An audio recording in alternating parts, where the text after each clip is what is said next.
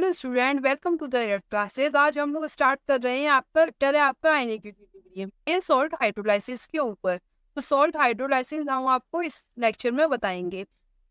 यहाँ देखिए question, how to find out strong base and strong acid. Strong base और strong acid को आप कैसे फाइंड आउट करेंगे? इसकी ट्रिक है, अगर मेटल आयन है, मेटल्स होते हैं जैसे फर्स्ट ग्रुप है, सेकंड ग्रुप है, वो सब मेटल्स हैं। अगर उसके मेटल्स हैं तो वो स्ट्रॉन्ग बेस हैं, एक्सेप्ट डी ब्लॉक मेटल। तो जो स्ट्रॉन्ग बेस है हमने आपको वैसे भी बता दिया, जैसे Li, Na, K, Rb, Es, ये सब क्या है? स्ट्रॉन्ग बेस के मेटल हैं। इन सब के जो आयन्स होंगे, मेटल्स आयन, वो क्या है? स्ट्रॉन्ग बेस है, मेटल आयन।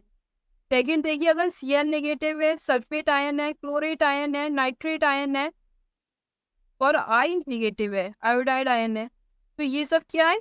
अगर ये सब है तो इसका मतलब है स्ट्रॉन्ग एसिड होगा। कैसे आप पता लगाएंगे? एग्जांपल देखिए, सर आप फाइंड आउट करेंगे।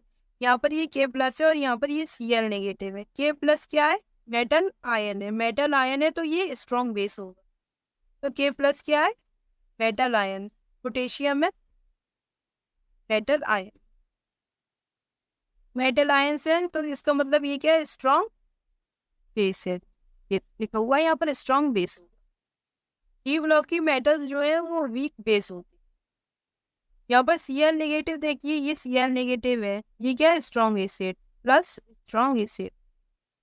तो ये जो सॉल्ट है वो किससे मिलकर बना है? वीक बेस से और स्ट्रॉन्ग एसिड। इस तरह आप आइडिया लगाएंगे, इस तरह आपको पता चलेगा कि ये भाई स्ट्रॉन्ग बेस है, स्ट्रॉन्ग एसिड। अगर ये पता चलेगा तब आपको आइडिया लगेगा कि एनायनिक हाइड्रोलाइसिस होगी या कैटायनिक। ओके, अगर यहाँ पर ये जो वीक होगा उसकी हाइड्रोलाइसिस होगी, चाहे वो कैटायन हो या एनायन। इस तरह आप हाइड्रोलाइसिस का आइडिया लगा देंगे।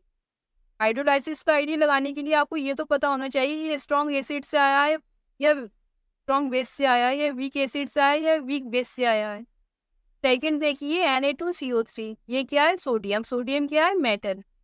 तो Na प्लस है, ये Na प्लस क्या है? मेटल आयन है, ये भी मेटल आयन है, तो ये क्या होगा? स्ट्रॉन्ग बेस होगा। यहाँ देखिए CO3-2 होता है, ये कहाँ से आया है? H2CO3 से आया है। ये कैसा एसिड है? ये वीक एसिड। ये कैसे एसिड है? वीक एसिड है। यहाँ पर देखिए, इसमें से कोई है? इसमें से नहीं है ना, ये सल्फेट है, ये क्लोराइड है, ये नाइट्रेट है, ये आयोडाइड है। इसके अलावा कुछ भी है तो वो वीक है, वीक एसिड है। यहाँ पर ये वीक एसिड, CO3-2 कार्बोनेट है ये। तो ये जो सॉल्ट है वो किसका सॉल्ट है? Strong base plus weak acid का सॉल्ट, राइट। थर्ड देखिए example, copper sulphate. Copper sulphate किससे आया है? ये CO प्लस है, ये सल्फेट-2 आयन है। कॉपर जो है वो डी ब्लॉक मेटल है। डी ब्लॉक मेटल जो होती है वो कैसी होती है? वीक बेस होती है। CO प्लस कैसा है? वीक बेस है। प्लस ये सल्फेट किससे आया है? ये सल्फेट यहाँ पर है, ये स्ट्रॉन्ग एसिड है। यहाँ पर स्ट्रॉन्ग एसिड का सॉल्ट है ये CaSO4, कॉपर सल्फेट। ओके, अब यहाँ पर इनके pH आपको ऑर्डर में अरेंज करनी है। तो आप चाहे इंक्रीजिंग ऑर्डर में अरेंज करिए चाहे डिक्रीजिंग। तो वो देखिए, यहाँ पर ये क्या है? स्ट्रॉन्ग एसिड है ये, और ये स्ट्रॉन्ग बेस है, तो इसका pH कितना होगा? 7 होगा। पेन का कलर चेंज करते हैं, इसका pH क्या होगा? यहाँ पर 7 होगा। Strong base plus strong acid. यहाँ देखिए, strong base plus weak acid. Strong base है तो ये बेसिक सॉल्यूशन होगा, मतलब pH जो है वो मोर देन 7 होगी, बेस की मोर देन 7 होती है। यहाँ देखिए, वीक बेस है, ये स्ट्रॉन्ग एसिड है, स्ट्रॉन्ग एसिड है, मतलब pH जो है वो लेस देन 7। तो सबसे कम pH किसकी होगी इसमें? सबसे ज्यादा देखिए, सबसे ज्यादा है सेकेंड की, Na2CO3, स्ट्रॉन्ग बेस है। उसके बाद ये ले लीजिए न्यूट्रल की, फर्स्ट की KCl की। उसके बाद pH किसकी सबसे कम किसकी होगी? जो स्ट्रॉन्ग एसिड है, एसिडिक सॉल्यूशन की pH सबसे कम होती है, 7 से कम होती है। तो ये क्या है? Copper sulphate. ये pH इस तरह आप अरेंज करेंगे। ऑर्डर है पीएच। तो ये ट्रिक है, ये आपको याद रखनी है, इससे आप आइडिया लगा लेंगे और पीएच का भी आइडिया लगा लेंगे। और ये भी पता लगा लेंगे कि कैटायनिक हाइड्रोलाइसिस होगी या एनायनिक, जो वीक होगा उसी की हाइड्रोलाइसिस होगी। यहाँ देखिए इनमें से किसी की भी हाइड्रोलाइसिस नहीं हुई क्योंकि दोनों ही स्ट्रॉन्ग है। यहाँ देखिए स्ट्रॉन्ग बेस है, वीक एसिड है, वीक एसिड है, तो इसका मतलब एनायन जो होता है वो वीक एसिड से आता है, एनायनिक हाइड्रोलाइसिस यहाँ पर। तो यहाँ देखिए थर्ड में ये वीक है, वीक बेस, कैटायन जो है वो बेस से आता है, तो यहाँ पर कैटायनिक हाइड्रोलाइसिस, कैटायनिक हाइड्रोलाइसिस। तो कितने सारे क्वेश्चन आपके बन गए यहाँ पर। कैटायनिक हाइड्रोलाइसिस होगी, यहाँ पर एनायनिक हाइड्रोलाइसिस होगी, यहाँ पर दोनों स्ट्रॉन्ग है तो कोई भी हाइड्रोलाइसिस नहीं होगी, नो हाइड्रोलाइसिस।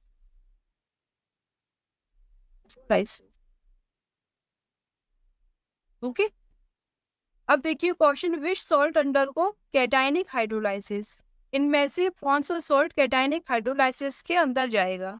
यहाँ देखिए ये CH3COO नेगेटिव तो है, ये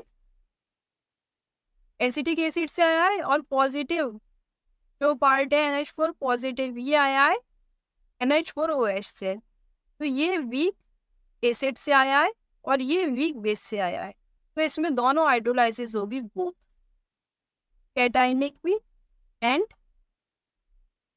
एनायनिक भी। तो इसमें सिर्फ कैटायनिक हाइड्रोलाइसिस नहीं हो रही, हाइड्रोलाइसिस, तो यहाँ पर सिर्फ कैटायनिक चाहिए आपको ओनली। यहाँ देखिए NH4 पॉजिटिव जो है NH4OH से आया है, वो क्या है, वीक बेस है। यहाँ पर ये Cl नेगेटिव किससे आया है, HCl से, वो स्ट्रॉन्ग एसिड है HCl। तो यहाँ पर वीक पार्ट की हाइड्रोलाइसिस होगी, मतलब यहाँ पर कैटायनिक हाइड्रोलाइसिस होगी, कैटायनिक हाइड्रोलाइसिस होगी, यहाँ स्ट्रॉन्ग की तो होती ही नहीं है हाइड्रोलाइसिस।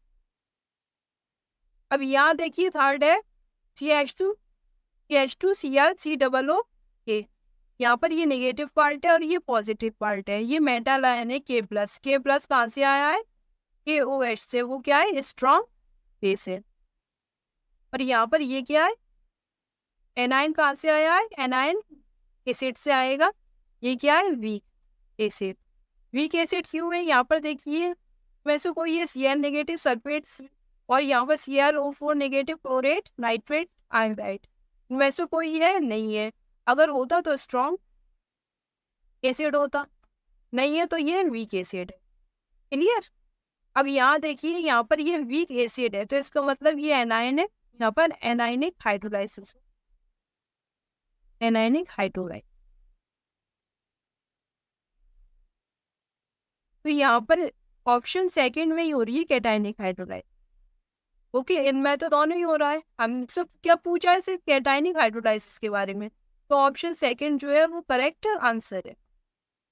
क्वेश्चन देखिए, calculate pH of salt of weak mono एसिक एसिड एंड मोनो एसिटिक। तो यहाँ पर ये वीक है, having concentration 0.1 m at 25 degree Celsius, तो यहाँ पर वीक एसिड और वीक बेस का सॉल्ट है, उसकी पीएच पूछिए, तो उसके लिए फॉर्मूला क्या है, जैसे हमें पता चला जो सॉल्ट है वो किसका है, वीक एसिड का प्लस वीक बेस का, तो हम पीएच कैलकुलेशन के लिए फॉर्मूला कौन सा यूज करेंगे, 7 plus half pKa minus pKb। Initial concentration पे डिपेंड नहीं करता, weak acid plus week base का सॉल्ट का जो पीएच का फॉर्मूला होता है वो इनिशियल कंसंट्रेशन सी पे डिपेंड नहीं करता। तो यहाँ पर पीएच क्या निकल कर आ रहा है, प्लस हाफ pKa कितना है 4.8 और pKb 5.2, तो यहाँ पर कितना आया, यहाँ पर 4 आ रहा है, 1/2, ये जो है 7 प्लस, यहाँ पर 7 प्लस, यहाँ पर प्लस की जगह यहाँ पर ये माइनस आएगा, ये माइनस में ज़्यादा है ना, तो इसलिए यहाँ पर क्या आएगा, ये प्लस ही रख लीजिए, यहाँ माइनस आएगा, यहाँ पर ये माइनस में आएगा, तो यहाँ पर प्लस माइनस माइनस हो जाएगा, और 2 से आप डिवाइड देंगे 0.4 का तो आपको क्या मिलेगा 0.2, 0.2। यहाँ पर आ रहा है 6.8 आंसर। पीएच जो है वो निकल के आया 6.8 आंसर। यहाँ पर इनिशियल कंसंट्रेशन जो है वो सिर्फ घुमाने के लिए दी है, आप जाएं इनिशियल कंसंट्रेशन में। इनिशियल कंसंट्रेशन है सी, इसका इस फॉर्मूले में कोई काम नहीं है, क्योंकि ये जो सॉल्ट है वो वीक एसिड और वीक बेस का है। सॉल्ट का आप पहले आइडिया लगाएंगे किसका है, फिर उस हिसाब से पीएच कैलकुलेट कर लेंगे। फॉर्मूला आपको पता ही है, सॉल्ट का सिर्फ आपको आइडिया लगाना है इन क्वेश्चंस में। अब नेक्स्ट क्वेश्चन देखिए, Kb for NH4OH ammonium hydroxide is 2 × 10⁻⁵ find KH of NH4Cl। NH4Cl salt है, ये किसका सॉल्ट है, NH4 पॉजिटिव NH4OH से आ रहा है जो कि वीक बेस है, और ये Cl नेगेटिव जो है वो किससे आ रहा है, HCl से जो कि स्ट्रॉन्ग एसिड है। ओके, इस तरह हमें आइडिया लग गया ये जो सॉल्ट है वो weak base plus strong acid का सॉल्ट है। तो यहाँ पर फॉर्मूला इसी के लगाएंगे, तो आपको KH का जो फॉर्मूला दिया है वो क्या है, KW, जो वीक होता है उसको नीचे रख देते हैं KB। ये जो टेबल बनवाई है हमने आपको, ये जो टेबल है वो देखिए, weak base plus strong acid का सॉल्ट है NH4Cl, ये फॉर्मूला हमने यूज किया है, KW/KB,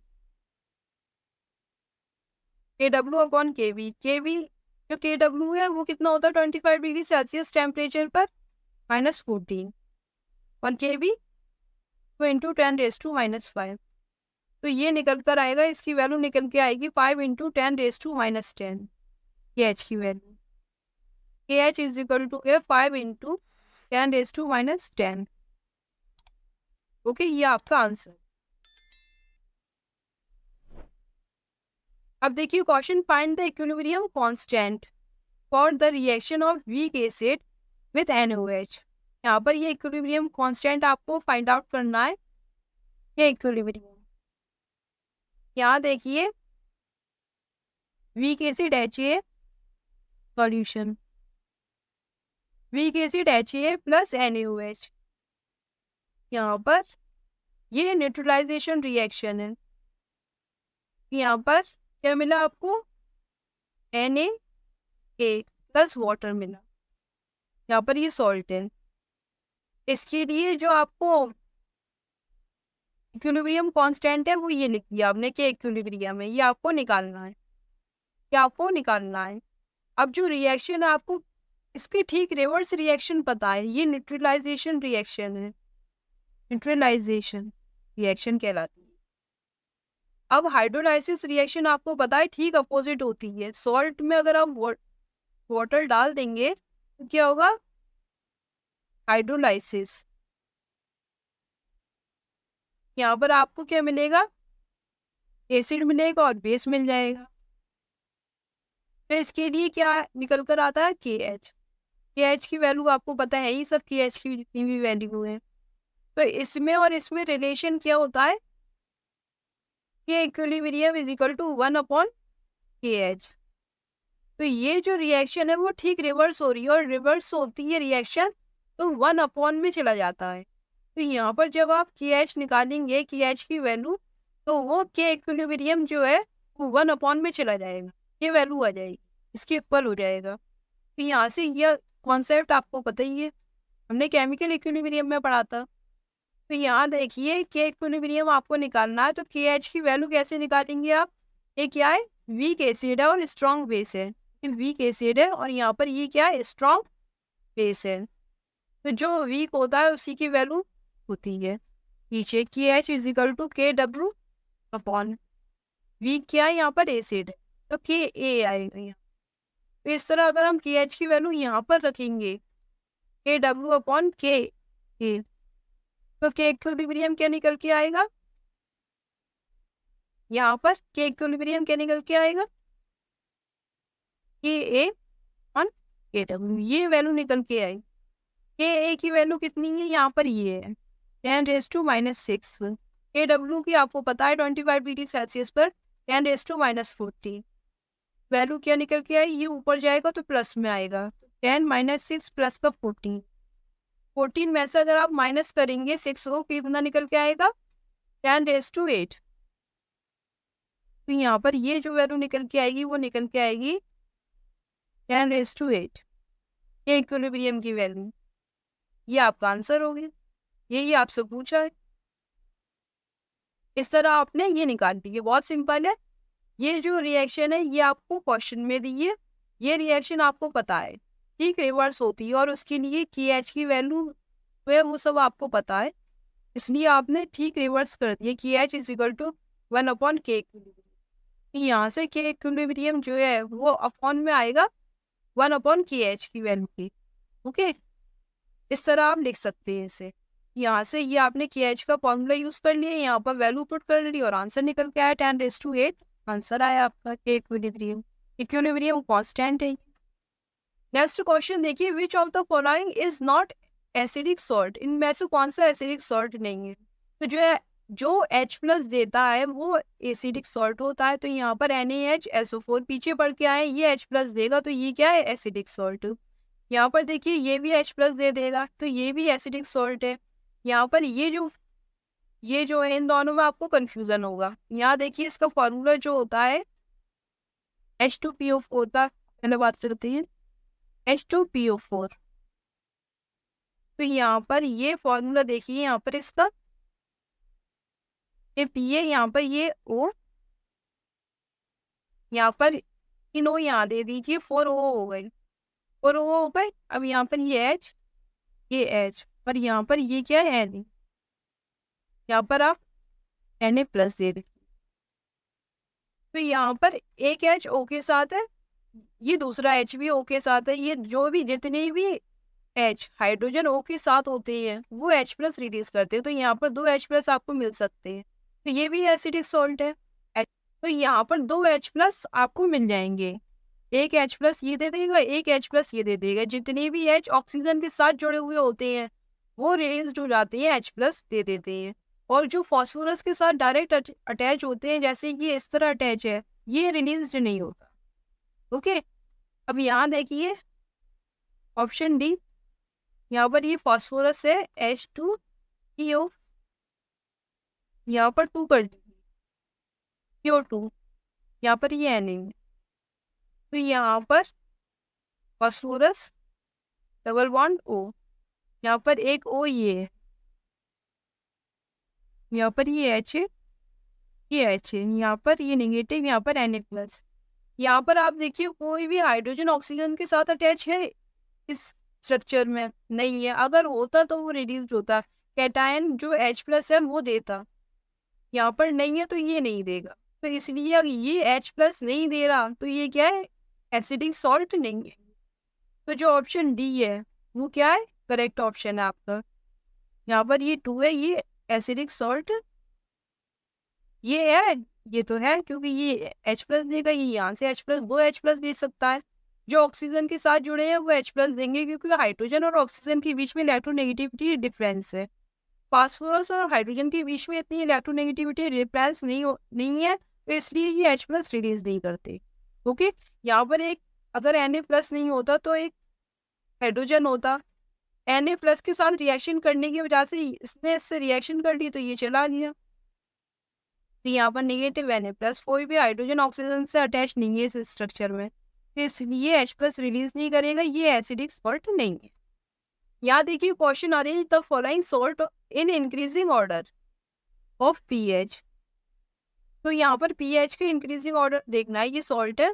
यहाँ देखिए 0.1 m HCOO Na, यहाँ पर ये वीक एसिड है। फॉर्मिंग एसिड जितने भी कार्बोक्सिलिक एसिड होते हैं, ऑर्गेनिक कार्बोक्सिलिक एसिड, वो सब क्या है? वीक एसिड होते हैं। ये क्या है? वीक एसिड से आया है, ये वीक एसिड से आया है, और ये NaOH से आया है, Na+।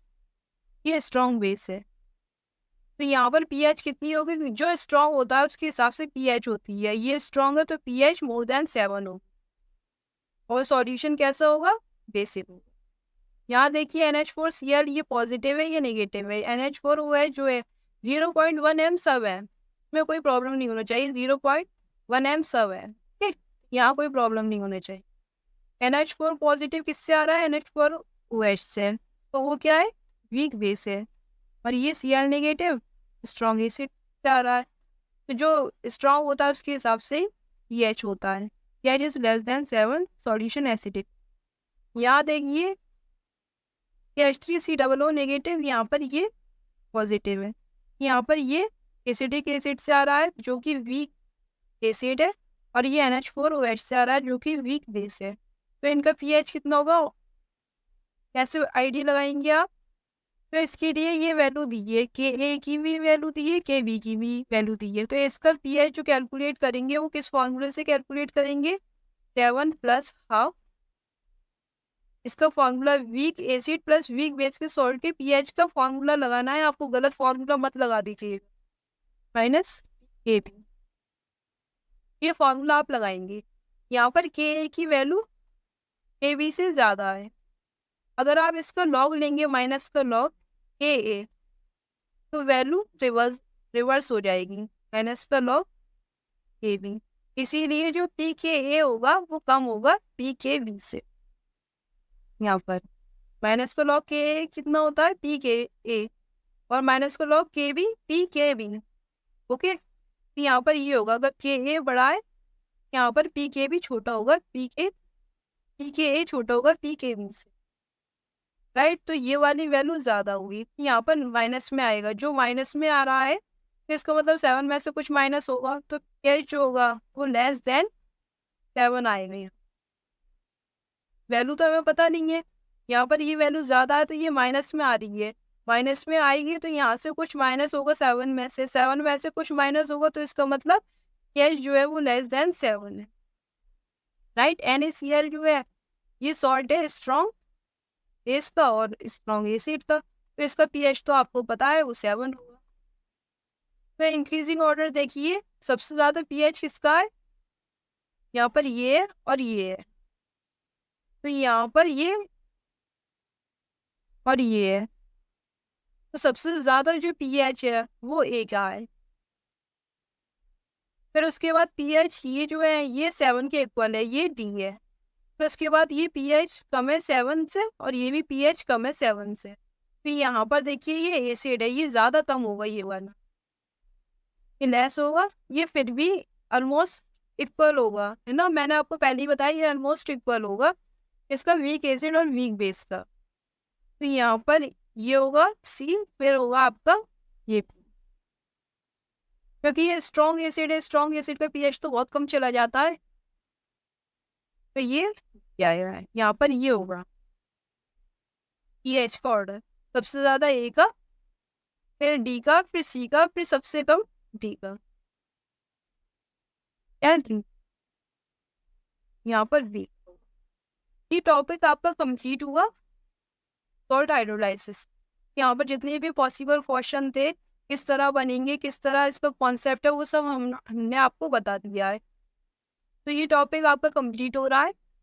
अब हम बात करेंगे बफर सॉल्यूशन की नेक्स्ट लेक्चर में। तो यहाँ पर देखिए, अगर आपने अलर्ट क्लासेस को यूट्यूब पे सब्सक्राइब नहीं किया हमारे चैनल को, तो आप सब्सक्राइब कर दीजिए। फेसबुक इंस्टाग्राम पर आप हमें फॉलो कीजिए, टेलीग्राम पर आप हमें ज्वाइन कीजिए, ओके। और वीडियो लेक्चर को लाइक कीजिए, अपने फ्रेंड्स के साथ शेयर करिए ज़्यादा से ज़्यादा। तो थैंक्स फॉर वॉचिंग।